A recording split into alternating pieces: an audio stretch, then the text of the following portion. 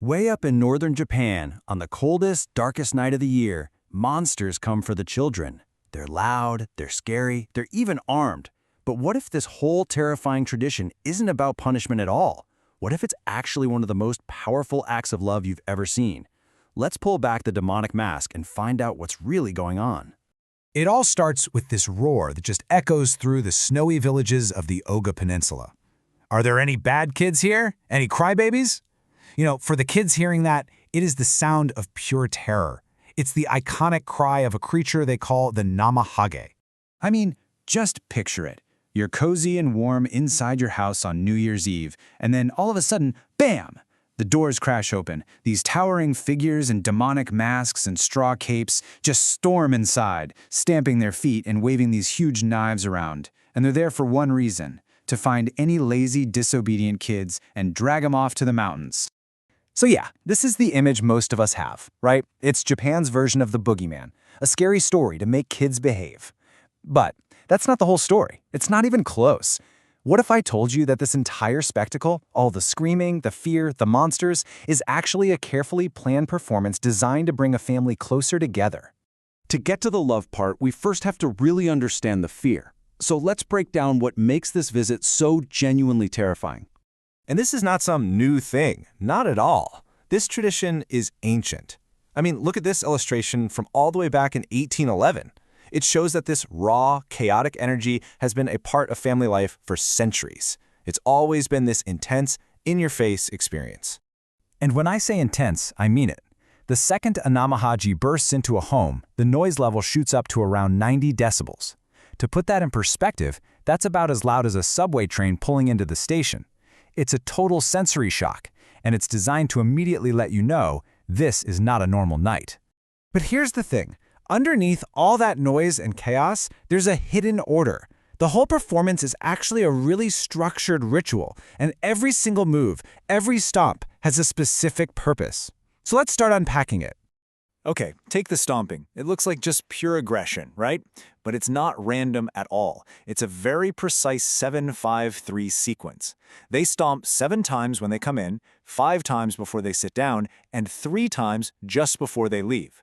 And each one of those powerful stomps is a ritual, meant to purify the home and drive out any bad luck or evil spirits. And then you get to the part that really freaks the kids out. The Namahage pulls out this big book, this ledger, and it seems to know everything. It'll say, hey, you didn't finish your carrots last Wednesday, or you pushed your sister on Friday.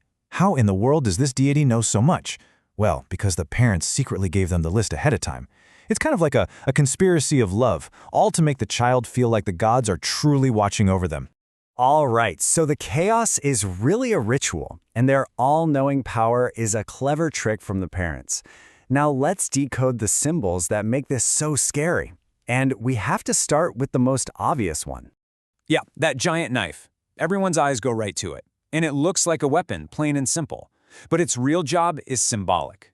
It's not for hurting kids. It's for scraping away something called namomi. In fact, the name Namahage literally comes from the words namomi hagi. Namomi are those red, splotchy heat blisters that people used to get on their legs from being lazy and just sitting by the fire all winter. So the knife is a symbolic tool meant to peel away those marks of laziness, getting you ready for a productive and healthy new year. It's pretty amazing, right? And get this, even the mess they leave behind is sacred. As the Namahage are stomping around, little bits of straw from their capes, called keide, fall off onto the floor. But this isn't just debris to be swept up. Families rush to collect every single strand, because this straw is considered a powerful good luck charm, an enjimono, that's believed to bring good health and protection for the whole year. So, the knife is a tool for motivation, the stomps are a blessing, and the mess they leave behind is actually a gift. The terror is really just a mask for something much, much deeper. Now let's talk about the emotional heart of this whole ritual. Because this is the crucial moment. As the Namahage is roaring, threatening to take the crying child away, the parent doesn't just watch. No, they step in front of their child. They become a human shield. They plead with the deity, they defend their kid, and they promise the god that they'll take responsibility for raising them right. And the child sees all of this. They see their parent bravely standing up to a god for them. Now, once the Namahage finally agrees to leave, maybe the most important part of the entire tradition happens. They call it the 30-second golden time. In that half-minute, right after the door slams shut, the parent grabs their child, holds them in this powerful hug and says, "It's okay. I protected you. You're safe now." And in that one embrace, all that terror transforms into this unforgettable memory of being loved and protected. Fear becomes absolute trust. And this is exactly why the Namahage aren't actually demons or monsters. The proper term for them is Raihoshin, which means visiting deities. They come to bring blessings for the new year, a good harvest, good health, and a powerful lesson about family. This tradition is so important, it's actually been recognized by UNESCO as an intangible cultural heritage of humanity. So by now you're probably thinking, okay, I have to see this for myself. And the good news is, you don't have to wait for a snowy New Year's Eve in Oga. There are some fantastic ways you can experience this tradition all year round.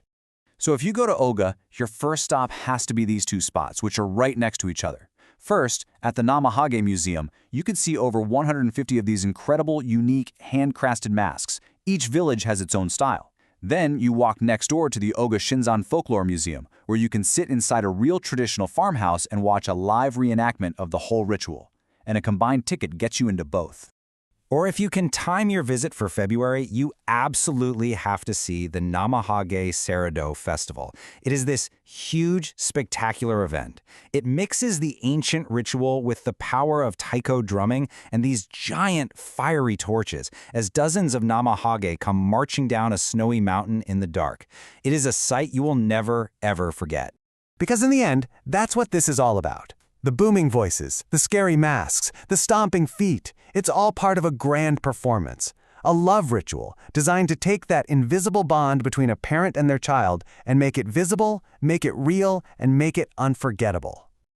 And it really leaves you with a fascinating question, doesn't it? When a culture creates a tradition that uses manufactured fear to teach real love and uses pretend danger to build genuine trust, what does that tell us about the true power of family and the lengths we'll go to show our kids that they are unconditionally loved and protected?